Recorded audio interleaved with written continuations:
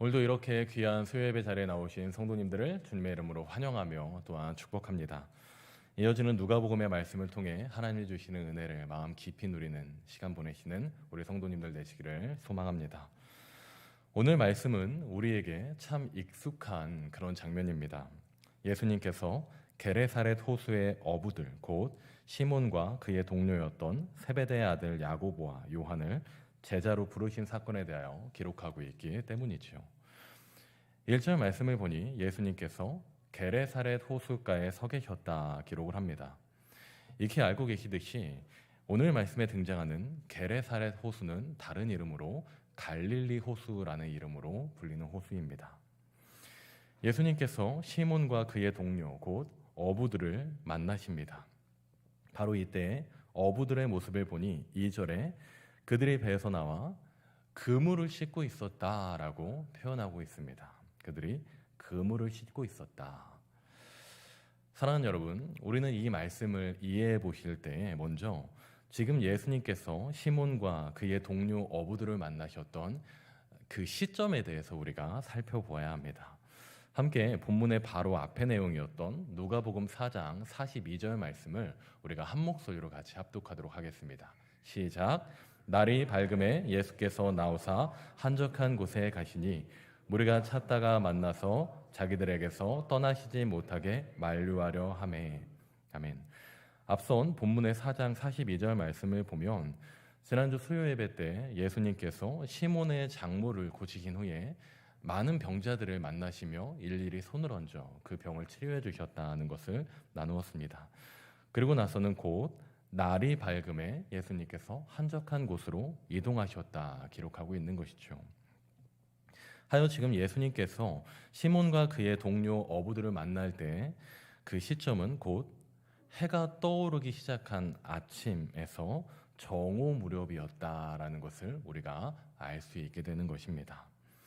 그렇게 이때 어부들이 밤새 호숫가에 나가서 그물질을 했었던 이 그물을 씻고 있었다라는 표현은 그들이 곧 밤새 쓴 그물을 해가 뜬 정오 무렵에 활짝 펼쳐놓고 햇볕에 말릴 준비를 하고 있었다라는 것으로 이해할 수 있는 것입니다. 이미 성도님들과 꽤 자주 말씀을 나누었는데요. 저는 어린 시절에 시장에서 자랐습니다. 하여 저희 부모님은 지금도 시골에 있는 시장에서 장사를 하고 계십니다. 제가 어릴 때에는 재래시장이었는데요. 제가 중학생이 될 무렵에 이 재래시장이 수산시장으로 바뀌었습니다. 그래서 어린 기억에 낮에 햇볕이 좋은 날이면 시장의 상인들이 이 그물을 말리는 일을 했었던 기억이 납니다. 여러분, 그물을 말릴 때 어떻게 말리는지 아십니까? 어린 기억이지만 지금도 생생합니다. 그물을 볕 좋은 이 넓은 장소에 활짝 펴놓습니다. 이 넓은 장소가 없다면 긴 나무 막대를 이용해 가지고 이 그물을 활짝 펼쳐 놓습니다. 왜 펼쳐 놓을까요? 빨리 마르게 하기 위함도 있었겠지만 그 그물 사이사이 낀 미역이라던가 이 해초라던가 이 낚싯줄 같은 것을 엉켜 있으면은 그물이 잘 펴지지 않기 때문에 그 그물 한 올 한 올을 살피면서 미역과 해초 혹은 낚싯줄 같은 것을 제거하는 세밀한 작업을 해야 하기 때문입니다. 그렇기 때문에 시장 상인들이 이 그물을 말릴 때에는 일일이 한 올 한 올을 살피면서 그물망을 살피며 꼼꼼하게 이 청소를 했었던 기억이 납니다. 본문으로 돌아와서 이때 시몬과 어부들은 밤샌 하루의 어업을 마무리하며 자신들이 썼던 그물을 다음 날 다시 쓰기 위해 그물 사이사이를 하나하나 살펴가며 점검하고 말리기 위한 그물 청소를 아주 세밀하게, 아주 꼼꼼하게, 그리고 아주 피곤하게 하고 있었을 것이다 라는 추측을 할 수 있게 되는 것입니다. 그런데 여러분, 바로 이때 예수님께서 시몬과 어부들을 찾아오십니다. 그리고 이렇게 말씀하세요. 깊은 곳으로 가서 다시 그물을 내려라. 이때 시몬과 어부들이 얼마나 짜증이 났을까요? 밤새 한 마리의 물고기도 잡지 못하고 빈손으로 돌아와서 잠도 자지 못하고 다음날 쓸 구물을 한 올 한 올 살피면서 또 씻고 활짝 펼쳐놓고 말려야 하는 그 일들이 태산인 상황 가운데 예수님께서 어부들을 향해 이렇게 찾아와 말씀하신 겁니다. 깊은 곳으로 가서 다시 그물을 내려라. 제가 만약에 이때 시몬과 이 어부들의 입장이었으면 너무너무 짜증이 났을 것 같습니다. 밤새 수고했는데 물고기를 한 마리도 잡지 못했고요. 호탕을 치고 왔는데 너무너무 졸려서 빨리 집에 가서 자고 싶은데 우리 가족의 생업이 달려있으니까 잠도 자지 못한 채 그물을 씻고 있는데 이거를 빨리 씻어야 집에 가서 조금이라도 잘 수 있을 것 같은데 물고기 잡는 일에 대해서는 정말 아무것도 모르는 것 같은 예수님이 찾아오셔서 다시 깊은 곳으로 가서 그물을 내려라 말씀하시면 어부들의 입장에서 얼마나 짜증났겠습니까? 제가 만약에 이때 시몬의 입장이었다면 예수님께 이렇게 대답했을 것 같아요. 예수님, 모르는 말씀 하지 마세요. 예수님, 물고기 잡는 일은 예수님보다 제가 훨씬 많이 아니까 예수님, 날도 추운데 그냥 들어가 계세요. 이랬을 것 같습니다. 여러분이시라면 이때 예수님께 어떤 말씀을 드리셨을 것 같습니까? 그런데 말씀을 보니 바로 이때 시몬은 충분히 짜증이 날 수 있는 상황에도 불구하고 예수님께 불평불만을 하지 않고 예수님의 말씀에 그대로 순종하며 다시 바다로 나아가 예수님의 말씀대로 저 깊은 곳에 그물을 내리는 모습을 보여주었습니다. 그렇다면 여기에서 우리에게 한 가지 중요한 질문이 생겨야 합니다. 시몬은 왜, 어떻게 자신의 경험과 지혜를 내려놓고 참 지치고 피곤했을 때 말도 안 되는 것 같은 예수님의 말씀에 그대로 순종하는 모습을 보였던 것일까요? 우리는 본문의 말씀을 통해 그 해답을 얻을 수 있습니다. 그것은 그가 다시 그물을 내리기까지 배에서 예수님께서 전하시는 말씀의 가르침을 받았기 때문입니다. 함께 본문의 3절 말씀을 다시 한번 우리가 합독하도록 하겠습니다. 시작. 예수께서 한 배에 오르시니 그 배는 시몬의 배라. 육지에서 조금 떼기를 청하시고 앉으사 배에서 무리를 가르치시더니. 아멘. 말씀을 보니 시몬이 그물을 내리라는 예수님의 말씀을 듣기 전까지 배에서 그의 동료들과 함께 예수님께로부터 가르침을 받고 있었구나라는 것을 우리가 확인해 볼 수 있습니다.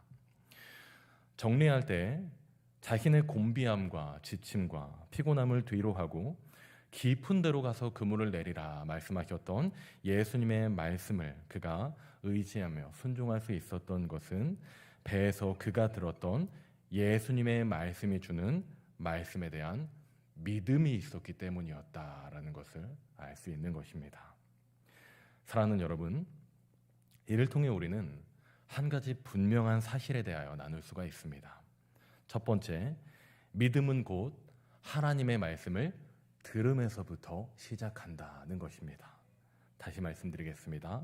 믿음은 곧 하나님의 말씀을 들음에서부터 시작한다는 겁니다. 그렇기에 칼빈은 그의 저서였던 기독교 강요를 통하여서 믿음에 대하여 이와 같이 설명을 합니다. 같이 화면을 보며 우리가 한 목소리로 봉독해 보도록 하겠습니다. 자, 시작. 믿음은 하나님의 말씀을 근거로 하여 우리를 향하신 하나님의 뜻을 아는 것이다. 아멘. 우리 다시 한 번만 봉독하실까요? 시작. 믿음은 하나님의 말씀을 근거로 하여 우리를 향하신 하나님의 뜻을 아는 것이다. 아멘. 감사합니다.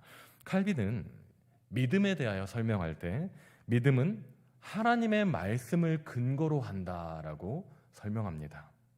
이는 곧 신자의 믿음은 하나님의 말씀을 들음에서부터 시작한다라는 겁니다.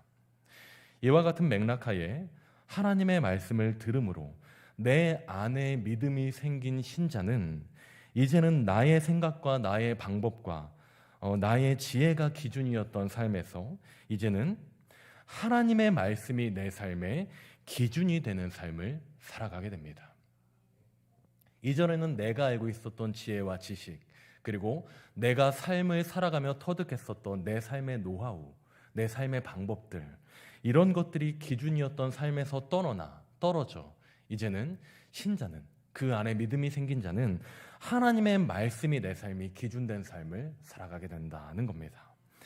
오늘 말씀에 등장하는 시몬은 예수님께로부터 말씀의 가르침을 받고 그 말씀에 대한 믿음으로 이제는 내 삶의 내 생각과 나의 방법이 기준이 되는 것이 아니라 예수님께서 하셨던 말씀이 기준이 되어 다시 깊은 곳으로 나아가 그물을 내리는 행동을 할 수 있었던 것입니다.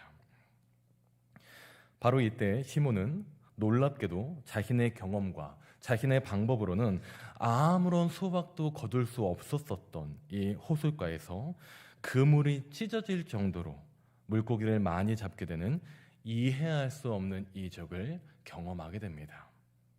여러분, 제가 만약에 이때 시몬이었다면 정말이지 환호성을 질렀을 것 같습니다. 이야, 예수님의 말씀에 순종하니까 물고기를 이렇게 많이 잡게 되는구나. 내가 생각했던 것보다 훨씬 많은 기적을 내가 체험하게 되는구나.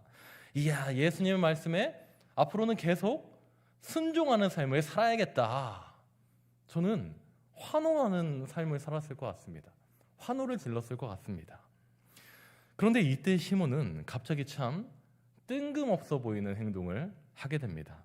바로 8절 말씀을 보니 시몬 베드로가 갑자기 예수님 앞에 엎드리며 자신의 죄인됨을 고백했던 것입니다. 함께 본문의 말씀이었던 8절 말씀을 우리가 다시 한번 한 목소리로 봉독하겠습니다. 시작.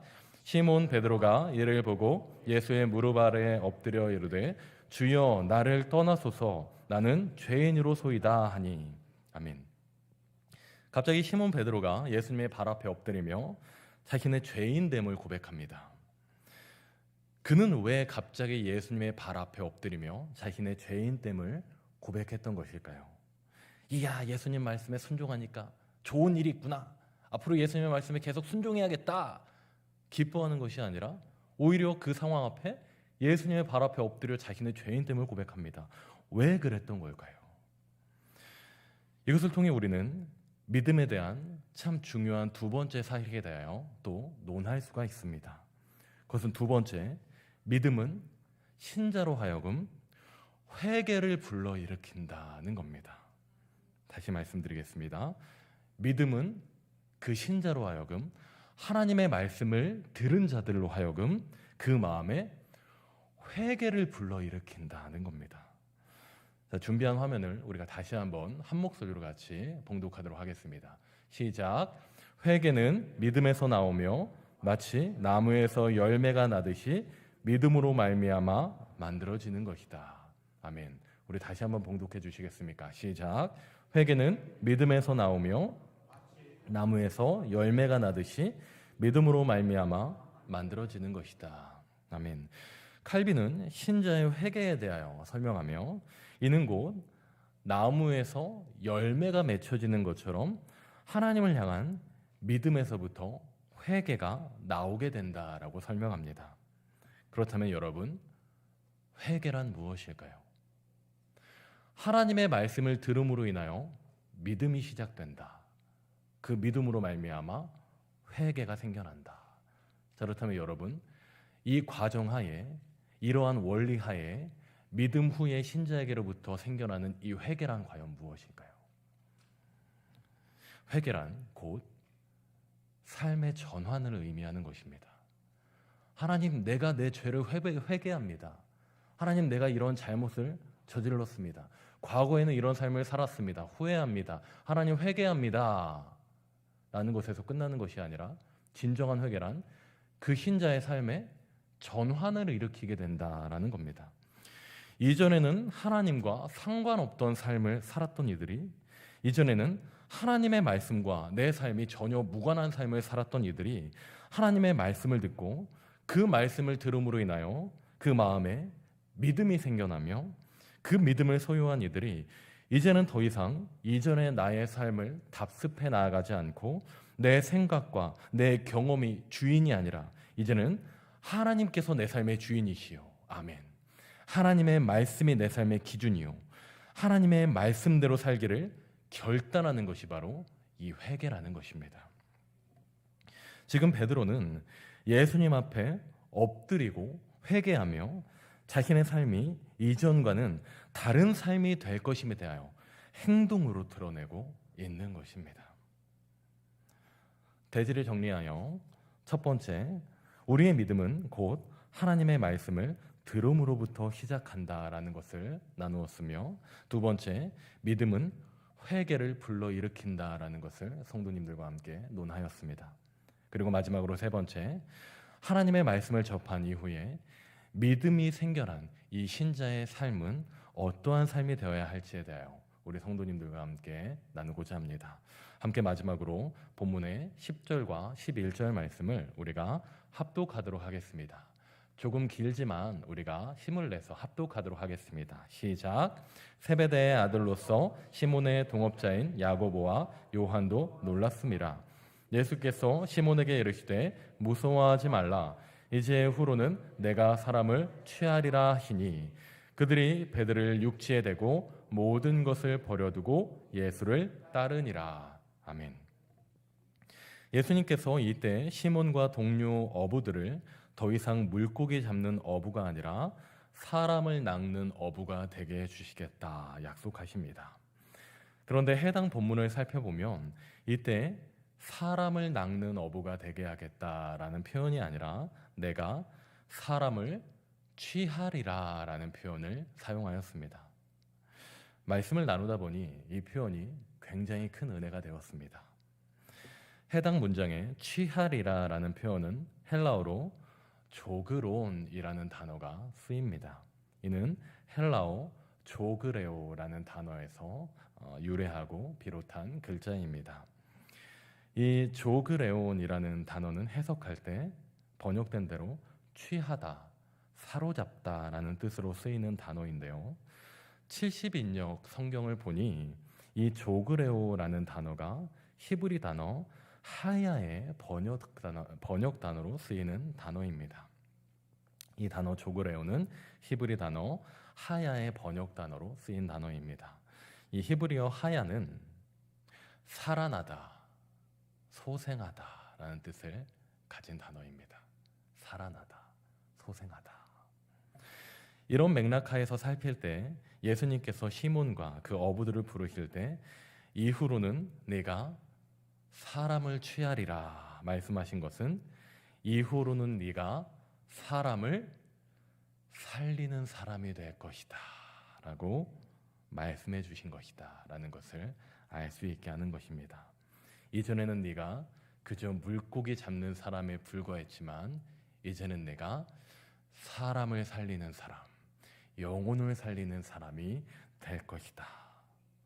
시몬과 어부들에게 곧 예수님의 제자로서의 새로운 소망이자 새로운 비전을 주는 말씀이었다라는 겁니다.